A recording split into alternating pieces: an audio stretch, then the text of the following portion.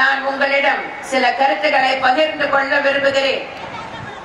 பாக் நீரிணை பகுதியில் கடல் எல்லையை தாண்டி தமிழக மீனவர்கள் மீன் பிடிக்கின்றனர் என்று குற்றம் சாட்டப்பட்டு இலங்கை கடற்படையினரால் கைது செய்யப்படும் பிரச்சனை தொடர்ந்து நடைபெற்று வருகிறது. அவ்வாறு தமிழக மீனவர்கள் கைது செய்யப்படும் போதெல்லாம் அவர்களை விடுதலை செய்வதற்கான அனைத்து முயற்சிகளையும் நான் எடுத்து வருகிறேன். மத்திய அரசுக்கு தேவையான அழுத்தம் கொடுத்து தூதரக அளவில் பேச்சுவார்த்தைகள் நடத்தி மீனவர்களை விடுதலை செய்வதற்கான நடவடிக்கைகளை நான் எடுத்து வருகிறேன் என்பது மீனவர்கள் அனைவருக்கும் நன்றாக தெரியும். ஆனால் முன்பு ஆட்சி பொறுப்பில் இருந்த திரு கருணாநிதி மீனவர்கள் பேராசையினால் தான் கடல் எல்லையை தாண்டி மீன் பிடிக்க செல்கின்றனர் என்று மீனவர்களை கொச்சைப்படுத்தி பேசியுள்ளார். பேராசையினால் தான் மீனவர்கள் அந்த எல்லையை தாண்டி செல்கின்றனர் என்று திரு கருணாநிதி பேசியிருக்கிறார் என்பதை மறந்து விடாதீர்கள். கைது செய்யப்பட்ட மீனவர்களை விடுதலை செய்தாலும் இலங்கை அரசு மீனவர்களின் படகுகளை திரும்ப கொடுப்பதில்லை. மத்திய அரசை தொடர்ந்து வலியுறுத்தி படகுகளை திரும்ப பெற நடவடிக்கைகள் எடுக்கப்படும் என்ற உத்தரவாதத்தை நான் உங்களுக்கு அளிக்கிறேன். இலங்கை கடற்படையினரால் மீனவர்கள் தொடர்ந்து சிறைப்பிடிக்கப்படுவதற்கு முக்கிய காரணம் கச்சத்தீவு இலங்கைக்கு தாரை வார்க்கப்பட்டதுதான். இந்தியாவின் ஒரு பகுதியாக இருந்த கச்சத்தீவு இலங்கைக்கு தாரை வார்க்கப்பட்ட போது எந்த நடவடிக்கையும் எடுக்காமல் வாய்மூடி மௌனியாக இருந்தவர்தான் அன்றைய முதலமைச்சர் திமுக தலைவர் திரு கருணாநிதி. திரு கருணாநிதி தமிழகத்தின் முதலமைச்சராக இருந்த போதுதான் 1974ஆம் ஆண்டு இந்திய இலங்கை உடன்பாட்டின்படி இலங்கைக்கு அப்போதைய மத்திய காங்கிரஸ் அரசால் கச்சத்தீவு தாரை வார்க்கப்பட்டது. இதை தடுப்பதற்கு தேவையான எந்தவித நடவடிக்கையும் திரு கருணாநிதி அப்போது எடுக்கவில்லை. அப்போதே இது தொடர்பாக திரு கருணாநிதி உச்ச நீதிமன்றத்தில் வழக்கு தொடர்ந்திருப்பாரேயானால் உச்ச நீதிமன்றம் மூலம் கச்சத்தீவு இலங்கைக்கு தாரை வார்த்த நடவடிக்கைக்கு இடைக்கால தடை பெற்றிருக்க முடியும். பின்னர் வாதங்களின் மூலம் நமது பாரம்பரிய உரிமையை நிலைநாட்டி இருக்க முடியும். தமிழக மீனவர்கள் இலங்கை கடற்படையினரால் துன்புறுத்தப்படும் நிலை எழாமலே இருந்திருக்கும். ஆனால் திரு கருணாநிதி அவ்வாறு உச்ச நீதிமன்றம் மூலம் நடவடிக்கை எடுக்க தவறிவிட்டார். இதன் மூலம் கச்சத்தீவு பிரச்சனையில் தமிழகத்திற்கும் மீனவர்களுக்கும் பெரும் துரோகம் இழைத்தவர் தான் திரு கருணாநிதி. கச்சத்தீவு பிரச்சனையில் தமிழக மீனவர் பிரச்சனையில் உண்மையிலேயே திரு கருணாநிதிக்கு அக்கறை இருந்திருக்குமேயானால் திரு கருணாநிதி என்ன செய்திருக்க வேண்டும்? எனது கோரிக்கையை ஆதரித்து அதற்கு ஆதரவாக தமிழக அரசு எதிர் உறுதி ஆவணம் தாக்கல் செய்திருக்க வேண்டாமா? ஆனால் திரு கருணாநிதி அப்படிப்பட்ட ஒரு நடவடிக்கையை எடுக்கவில்லை. மாறாக திரு கருணாநிதி என்ன செய்தார் தெரியுமா? தமிழ்நாடு அரசு மத்திய அரசு என்ன எதிர் உறுதி ஆவணத்தை தாக்கல் செய்கிறது என்று பார்த்துவிட்டு பின்னர் தமிழக அரசின் சார்பில் எதிர் உறுதி ஆவணத்தை தாக்கல் செய்து கொள்ளலாம் என்ற முடிவை எடுத்தவர் தான் திரு கருணாநிதி. சரி, மத்திய அரசில் அங்கம் வகித்த திரு கருணாநிதி இது தொடர்பாக மத்திய அரசுக்கு அழுத்தம் கொடுத்திருக்க வேண்டாமா? அதையும் திரு கருணாநிதி செய்யவில்லை. மத்திய அரசையே தாங்கி பிடித்தது மட்டுமல்லாமல் திரு கருணாநிதியின் அறிவுரையை கேட்டு மத்திய அரசு நடப்பதாக அப்போதைய பிரதமர் திரு மன்மோகன் சிங் தெரிவித்தாரே. கச்சத்தீவு பிரச்சனைக்கு திரு மன்மோகன் சிங் திரு கருணாநிதியிடம் அறிவுரை கேட்டாரா இல்லையா? 1974 மற்றும் 1976 ஆண்டுகளில் போடப்பட்ட ஒப்பந்தங்களுக்கு நாடாளுமன்றத்தின் ஒப்புதல் பெறப்பட வேண்டியதில்லை என தெரிவித்து நான் தாக்கல் செய்த மனுவை தள்ளுபடி செய்ய வேண்டும் என்று உச்ச நீதிமன்றத்தில் அப்போதைய மத்திய அரசு எதிர் உறுதி ஆவணத்தை தாக்கல் செய்தது. இதுதான் மத்திய அரசுக்கு திரு கருணாநிதி வழங்கிய அறிவுரையா? இதற்கும் திரு கருணாநிதி பதில் அளிக்க வேண்டும். கச்சத்தீவை தாரை வார்க்க உறுதுணையாக இருந்த திரு கருணாநிதி மத்தியிலும் மாநிலத்திலும் ஆட்சி பொறுப்பில் இருந்த போது கச்சத்தீவை மீட்பதற்கு எந்த நடவடிக்கையும் எடுக்காத திரு கருணாநிதி பின்னர் மக்களை ஏமாற்ற உச்ச நீதிமன்றத்தில் தானும் ஒரு வழக்கை தொடர்ந்தார். இவ்வாறு அவர் வழக்கு தாக்கல் செய்தது ஒரு கபட நாடகம் என்பதால் அதை பற்றி திரு கருணாநிதியே முற்றிலும் மறந்துவிட்டு தற்போதைய தேர்தல் அறிக்கையில் கச்சத்தீவை திரும்ப பெறுவதற்கான முயற்சிகள் மேற்கொள்ளப்படும் என எதற்கும் உதவாத ஒன்றுக்கும் உதவாத ஒரு வாக்குறுதியை கொடுத்துள்ளார். அவரே வழக்கு போட்டுவிட்டு அவரே மறந்துவிட்டார். கச்சத்தீவு பிரச்சனைக்கு பேச்சுவார்த்தை மூலமும் தீர்வு காணப்பட வேண்டும். உச்ச நீதிமன்றத்தில் நாம் தாக்கல் செய்த வழக்கில் சாதகமான தீர்ப்பு பெற்று மீனவர்கள் பயன் பெற வேண்டும் என்பதுதான் என்னை பொறுத்தவரை இந்த பிரச்சனையில் என்னுடைய நிலைப்பாடு. அண்மை காலமாக மதுவிலக்கு கொண்டு வருவது பற்றி பேசிக் கொண்டிருக்கிறார். குறிப்பாக திரு கருணாநிதி இதை பற்றி அதிகம் பேசுகிறார். பொதுமக்களே, வாக்காளர் பெருமக்களே, யார் வேண்டுமானாலும் மதுவிலக்கை பற்றி பேசலாம். ஆனால் திரு கருணாநிதி பேசக்கூடாது, திமுகவினர் பேசக்கூடாது. மதுவிலக்கை பற்றி பேசுகின்ற அருகதை திரு கருணாநிதிக்கும் இல்லை, திமுகவுக்கும் இல்லை. 1937 ஆண்டு முதல் சேலத்தில் மதுவிலக்கு கொண்டு வரப்பட்டுள்ளது. அதன் பின்னர் படிப்படியாக அது விரிவுபடுத்தப்பட்டது. 1948 ஆண்டு அண்ணல் காந்தியடிகள் பிறந்த நாளில் தமிழ்நாட்டில் முழுவதுமாக பூரண மதுவிலக்கு கொண்டு வரப்பட்டது. அதன் பின்னர் 1971 ஆண்டு திரு கருணாநிதி முதலமைச்சராக இருந்த போதுதான் பூரண மதுவிலக்கு நீக்கப்பட்டது. அதை நீக்கியவரே திரு கருணாநிதி தான். அந்த திரு கருணாநிதி இன்று மதுவிலக்கை பற்றி பேசுவது சாத்தான் வேதம் ஓதுவதற்கு சமமானதாகும். எனது தலைமையிலான அனைத்து இந்திய அண்ணா திராவிட முன்னேற்ற கழகம் எதிர்வரும் சட்டமன்ற தேர்தலில் வெற்றி பெற்று மீண்டும் ஆட்சி அமைத்தவுடன் மதுவிலக்கு படிப்படியாக அமல்படுத்தப்பட்டு பூரண மதுவிலக்கு என்ற நிலை எய்தப்படும். முதலில் சில்லறை மதுபான கடைகள் திறந்திருக்கும் நேரம் குறைக்கப்படும், கடைகளின் எண்ணிக்கை குறைக்கப்படும். பின்னர் சில்லறை மதுபான கடைகளுடன் இணைந்த பார்கள் மூடப்படும். குடிப்பழக்கத்திற்கு உள்ளாகி உள்ளோரை மீட்பதற்கான மீட்பு நிலையங்கள் ஏற்படுத்தப்படும். இவை அனைத்தும் செயல்படுத்தப்பட்டு படிப்படியாக மதுவிலக்கு என்னும் லட்சியத்தை நாம் அடைவோம்.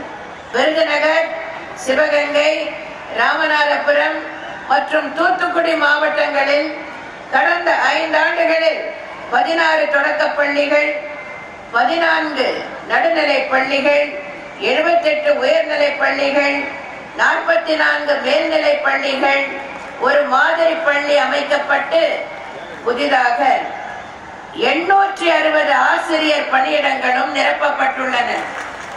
மேலும் இம்மாவட்டங்களில் உள்ள பள்ளிகளுக்கு சுமார் 416 கோடி ரூபாய் செலவில் வகுப்பறைகள், ஆய்வகங்கள், குடிநீர் வசதிகள் போன்ற அடிப்படை வசதிகள் செய்யப்பட்டு சீரமைக்கப்பட்டுள்ளன.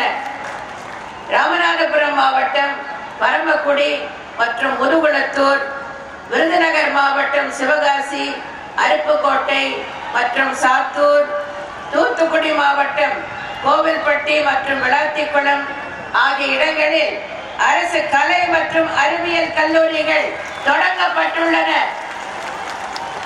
மேலும் விருதுநகர் மாவட்டத்தில் 9,45,00,000 ரூபாய் செலவில் 176 புதிய அடுக்குமாடி குடியிருப்புகளும், ராமநாதபுரம் மாவட்டத்தில் 12,18,00,000 ரூபாய் செலவில் 144 புதிய அடுக்குமாடி குடியிருப்புகளும், தூத்துக்குடி மாவட்டத்தில் 9,29,00,000 ரூபாய் செலவில் 192 புதிய அடுக்குமாடி குடியிருப்புகளும் கட்டப்பட்டுள்ளன.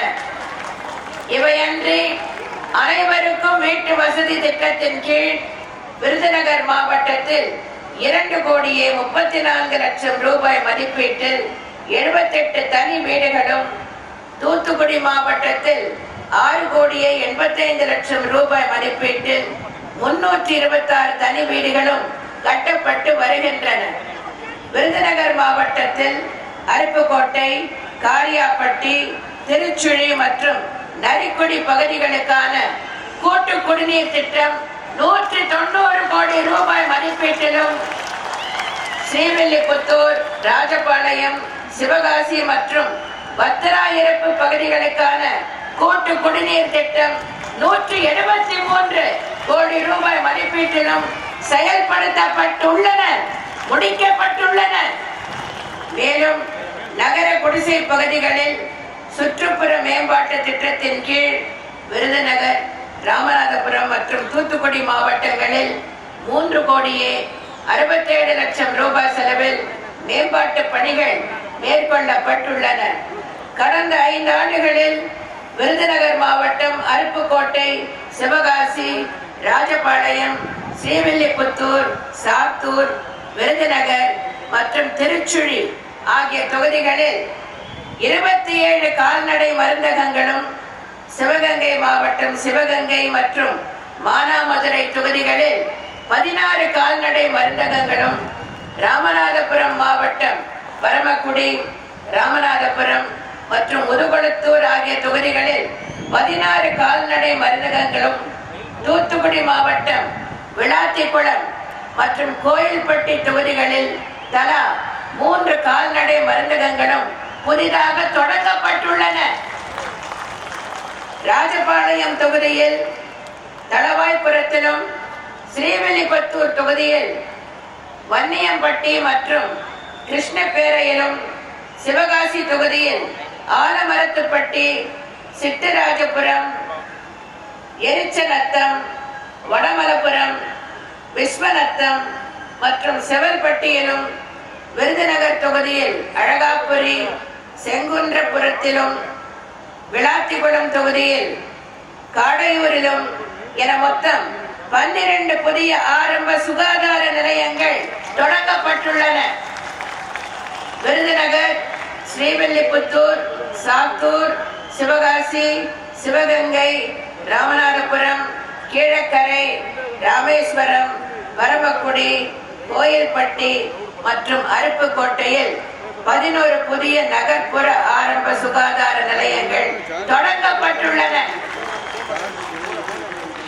விருதுநகர் தொகுதியில் எம் புதுப்பட்டி மற்றும் கன்னிச்சேரி புதூர், ராஜபாளையம் தொகுதியில் ஜமீன் கொல்லங்கொண்டான், ஸ்ரீவில்லிபுத்தூர் தொகுதியில் குன்னூர், சாத்தூர் தொகுதியில் கல்லமநாயக்கன்பட்டி, சிவகங்கை தொகுதியில் செம்பனூர், மானாமதுரை தொகுதியில் சாலை கிராமம் மற்றும் பூவந்தி, பரமக்குடி தொகுதியில் பார்த்திபனூர், முதுகுளத்தூர் தொகுதியில் கீழத்தூவல், விளாத்திக்குளம் தொகுதியில் கீழ ஏரல் ஆகிய 11 ஆரம்ப சுகாதார நிலையங்கள் 30 படுக்கைகள் கொண்ட ஆரம்ப சுகாதார நிலையங்களாக தரம் உயர்த்தப்பட்டுள்ளன.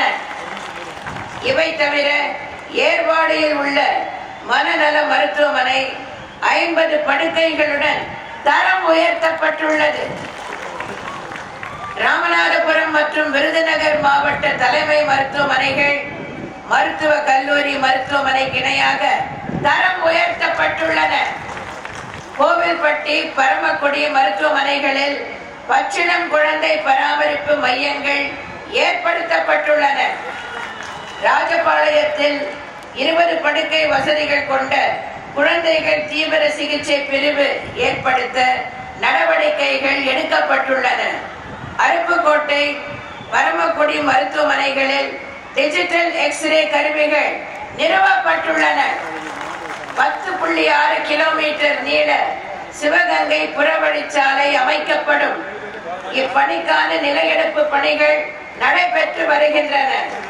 ராமநாதபுரம் மாவட்டத்தில் மாநில நெடுஞ்சாலை மற்றும் மாவட்ட முக்கிய சாலைகளை செயல்பாட்டு அடிப்படையிலான பராமரிப்பு திட்டத்தின் கீழ் 5 ஆண்டுகளுக்கு மேம்படுத்திட ஒப்பளிப்பு ஆணைகள் வழங்கப்பட்டுள்ளன. இதனால் இந்த சாலைகள் அடுத்த 5 ஆண்டுகளுக்கு சிறப்பாக பராமரிக்கப்பட வகை செய்யப்பட்டுள்ளது. இளையான்குடி ராமநாதபுரம் புறவழிச்சாலைகள் அமைக்கப்பட்டுள்ளன. சிவகங்கை, சிவகாசி, ராஜபாளையம், ஸ்ரீவில்லிபுத்தூர் ஆகிய இடங்களில் புறவழிச்சாலைகளை அமைப்பதற்கான நில எடுப்பு பணிகள் நடைபெற்று வருகின்றன. மானாமதுரை சிப்காட் தொழில் வளாகத்தில் கிரானைட் மற்றும் பிற தொழிற்சாலைகள் இடம்பெறும் வகையில் ஒரு புதிய தொழிற்பூங்கா ஏற்படுத்த நடவடிக்கைகள் எடுக்கப்பட்டு நில எடுப்பு பணிகள் துவங்கப்பட்டுள்ளன. ராமநாதபுரம் மாவட்டத்தில் பெட்ரோலிய சுத்திகரிப்பு, ரசாயனம், உரம் போன்ற தயாரிப்பு தொழிற்சாலைகள் அமைத்திடும் வகையில் ஒரு புதிய தொழிற்பூங்கா அமைக்க நடவடிக்கைகள் எடுக்கப்பட்டுள்ளன. ராமநாதபுரம் மாவட்டத்தில் ஒரு தேசிய முதலீடு மற்றும் உற்பத்தி மண்டலம், அதாவது national investment and manufacturing zone அமைக்கும் திட்டத்திற்கு மத்திய அரசு கொள்கை அளவிலான ஒப்புதலை அளித்துள்ளது. இதற்கான திட்ட அறிக்கையை டிட்கோ நிறுவனம் தயாரித்து முடித்துள்ளது. உற்பத்தி மண்டலம் அமைப்பதற்கான பணிகள் விரைவில் துவங்கப்படும். ராமநாதபுரம் மாவட்டம் கடலாடி வட்டத்தில் வாலிநோக்கம் உப்பள வளாகத்தில் 50 மெகாவாட் மின்திறன் உற்பத்தியுடன் கடல் நீரை சுத்திகரிக்கும் திட்டம் டிட்கோ மூலம் நிறுவிட ஜெர்மன் வளர்ச்சி வங்கி கடன் வழங்க இசைவு தெரிவித்துள்ளது. இத்திட்டம் விரைவில் துவங்கப்படும். தென் மாவட்டங்களில் உற்பத்தி செய்யப்படும் சூரிய சக்தி மின்சாரத்தை மின் தொடரமைப்பில் சேர்ப்பதற்காக ராமநாதபுரம் மாவட்டம் கமுதியில் 400 கிலோவோல்ட் துணை மின் நிலையம் மற்றும் விருதுநகர் மாவட்டம் முத்துராமலிங்கபுரத்தில் 230 கிலோவோல்ட் துணை மின் நிலையம் அமைக்கும் பணிகள் நடைபெற்று வருகின்றன. ராமநாதபுரம் மாவட்டம் கடலாடி தாலுகாவில் 4000 மெகாவாட் திறன் கொண்ட அனல் மின் திட்டம் அமைப்பதற்கான ஆரம்ப கட்ட பணிகள் துவங்கப்பட்டுள்ளன. விரிவான திட்ட அறிக்கை தயாரிக்கும் பணி துவங்கப்பட்டுள்ளது. ராமநாதபுரம் மாவட்டம் திருவாடானை வட்டத்தில் சிப்காட் நிறுவனத்தால் ஒருங்கிணைந்த ஜவுளி பூங்கா அமைப்பதற்கான கருத்துரு மத்திய அரசுக்கு அனுப்பப்பட்டுள்ளது. சுற்றுச்சூழல் அனுமதி பெறுவதற்கான ஆலோசகர் விரைவில் நியமிக்கப்பட்டு பணிகள் துவங்கப்படும். விருதுநகர் மாவட்டத்தில் உணவு பதப்படுத்துதல், பொறியியல் மற்றும் அச்சு தொழிற்கூடங்கள் ஆகியவை இடம்பெறும் வகையிலான தொழிற்பூங்கா அமைக்க நடவடிக்கைகள் எடுக்கப்பட்டுள்ளன. நில எடுப்பு பணிகள் துவங்கப்பட்டுள்ளன. சிவகங்கை மாவட்டத்தில் உள்ள திருபுவனம், மானாமதுரை, கண்டனூர், நாட்டரசன் கோட்டை, கோட்டையூர், புதுவயல், கானாடு காத்தான், வள்ளத்தூர் ஆகிய பேரூராட்சிகள் மற்றும் 2297 ஊரக குடியிருப்புகளுக்கு காவேரி ஆற்றினை நீராதாரமாக கொண்டு ஒரு கூட்டு குடிநீர் திட்டம் செயல்படுத்தப்படும். ராஜபாளையம் நகராட்சியில் திடக்கழிவிலிருந்து மின்சாரம் தயாரிக்கும் நவீன உயிரி எரிவாயு கூடம் அமைக்கப்பட்டுள்ளது. ராமநாதபுரம் உப்பூர் கிராமத்தில் 2x800 மெகாவாட் மிக உயர் அனல் மின் திட்டம் அமைத்திட பணியாணைகள் பாரத மிகுமின் நிறுவனத்திற்கு வழங்கப்பட்டுள்ளன. இந்த திட்டம் 2019 நிறைவு பெற்று நாளொன்றுக்கு 38.4 மில்லியன் யூனிட் மின்சாரம் உற்பத்தி செய்யப்படும்.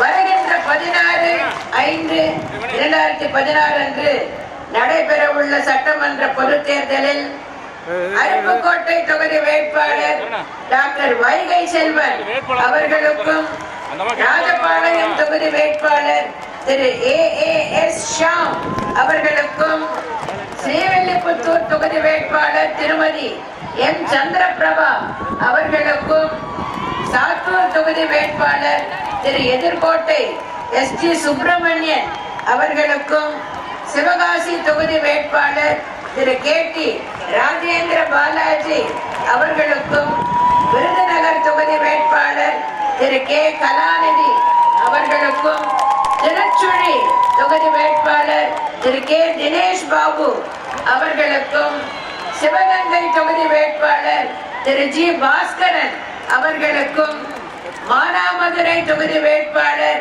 திரு S மாரியப்பன் கென்னடி அவர்களுக்கும், பரமக்குடி தொகுதி வேட்பாளர் டாக்டர் S முத்தையா அவர்களுக்கும், ராமநாதபுரம் தொகுதி வேட்பாளர் டாக்டர் M மணிகண்டன் அவர்களுக்கும், முதுகுளத்தூர் தொகுதி வேட்பாளர் திருமதி கீர்த்திகா முனியசாமி அவர்களுக்கும், விளாத்திக்குளம் தொகுதி வேட்பாளர் திருமதி கு உமா மகேஸ்வரி அவர்களுக்கும், கோவில்பட்டி தொகுதி வேட்பாளர் திரு K ராமானுஜம் கணேஷ் அவர்களுக்கும், இதய தெய்வம் புரட்சி தலைவர் MGR கண்ட வெற்றி சின்னமா இரட்டை இலை சின்னத்தில் வாக்களித்து இவர்கள் அனைவரையும் பெருவாரியான வாக்குகள் வித்தியாசத்தில் மகத்தான வெற்றி பெற செய்ய வேண்டும் என்று உங்களை எல்லாம் அன்புடன் வேண்டி கேட்டுக்கொண்டு, அண்ணா நாமம் வாழ்க, புரட்சி தலைவர் MGR நாமம் வாழ்க என்று கூறி விடை பெறுகிறேன். நன்றி, வணக்கம்.